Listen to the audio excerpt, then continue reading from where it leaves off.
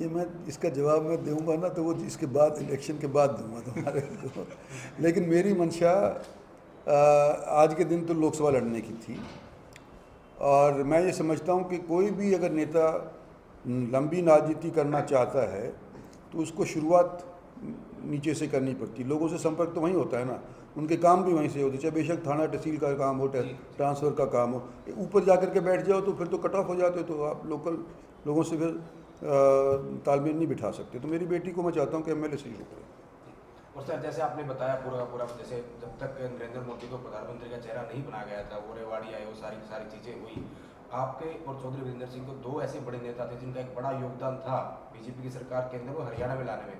लेकिन अभी कुछ दिन पहले जैसे वीरेंद्र सिंह जो है उनके थोड़ा फ़र्क है।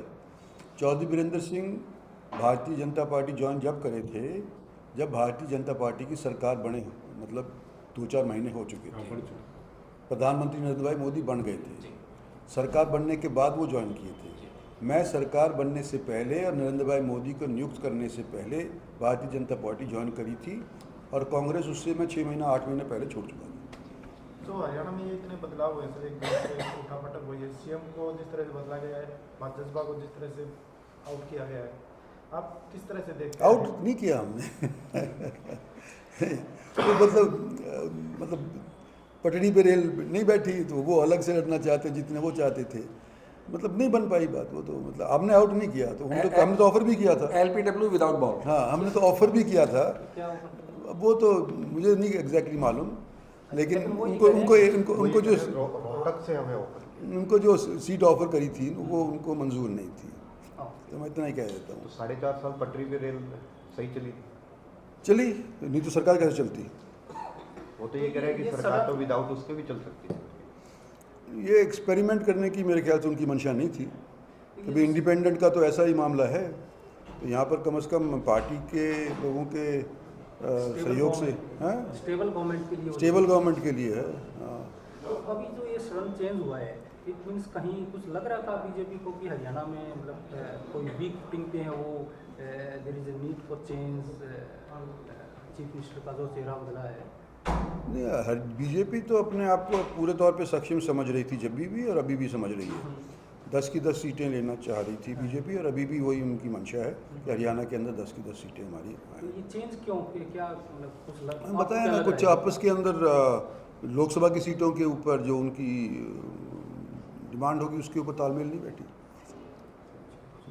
तो लोकसभा के अकॉर्डिंग किया है ये, ना कि नेक्स्ट असेंबली इलेक्शन को? ना, लोकसभा का ध्यान पे रखते हुए किया है, लोकसभा का ध्यान रखते हुए किया है। हरियाणा के सीएम के जो 9.5 साल का कार्यकाल रहा, उसको आप कैसे देखते हैं? वो सफल रहे या कहाँ चुके? जैसे भी रहे ठीक ही रहे यार, हमारे से क्यों पूछते हो अपने आप जाना। तो सर आप लंबे अरसे बाद फिर से हिसार आए हैं, हाँ। तो अभी विधानसभा चुनाव होने में काफ़ी समय है, तो हाँ। क्या ये समझा जाए कि राव साहब फिर से इंसाफ मंच को जो है सक्रिय करेंगे? नहीं, इंसाफ मंच तो जिंदा है मेरा। नहीं, सक्रिय रूप से। हाँ, सक्रिय करेंगे उसको। हाँ इंसाफ मंच को जो लोकसभा का चुनाव के बाद जी मतलब दोबारा से जैसे अब इनके साथ मिले, बड़ा अच्छा लगा। जी। तब ये भी कहते हैं कि जी आप 10 साल के बाद मिल रहे हो, 7 साल के बाद मिल रहे हो। तो मेरे जब मैं इंसाफ मंच बनाया था तो मेरे तकरीबन सारे ज़िलों के अंदर एक एक शाखा सी मेरी बन गई थी। अब वो कहते रहते हैं कि ये तुमने तो हमारे को डुबो दिया, तो मतलब हम कहीं के नहीं रहे। और सबकी इच्छाएं हैं, इच्छाएँ लोगों की कि भाई इंसाफ मंच को ज़िंदा करो, तो हम करेंगे और नए लोगों को जोड़ेंगे। अब तो मेरी और मांगेराम जी की तो उम्र थोड़ी बड़ी होगी ना, अब ये संदीप को जैसे को जोड़ेंगे उसके अंदर। सर जैसे कि तीसरी बार पार्टी ने कहने की फिर से आपको मैदान में उतारा है, और अहिरवार इलाके की बात करें या फिर आपकी बात करें, आपकी कहीं ना कहीं इच्छा थी कि इस बार आपकी जगह आपकी बेटी यानी कि आरती सिंह को मैदान में उतारा जाए और आप प्रदेश की राजनीति में सक्रिय हो, इस तरह की बात थी, लेकिन फिर से आपको ये मैं इसका जवाब मैं दूंगा ना तो वो इसके बाद इलेक्शन के बाद दूंगा तुम्हारे को। कच्ची पक्की सी रहती है जो भी सरकार बनती है, मतलब योगदान तो चला जाता है हमारी तरफ से, चाहे वो कांग्रेस को जिताने में हुआ हो या बीजेपी को जिताने में हुआ हो। लेकिन फिर जिताने के बाद जितना उम्मीद करते हैं पब्लिक वाले, उतनी शायद सरकारें हमारे को तवज्जो नहीं दे पाती। तो इस बात के ऊपर उनकी मंशा है कि भी अपने एरिया के नेताओं को जिसको उन्होंने सराहा है इतने साल कि वो चीफ मिनिस्टर बन जाए, तो उनकी लोगों की तरफ से अभी भी आशा है।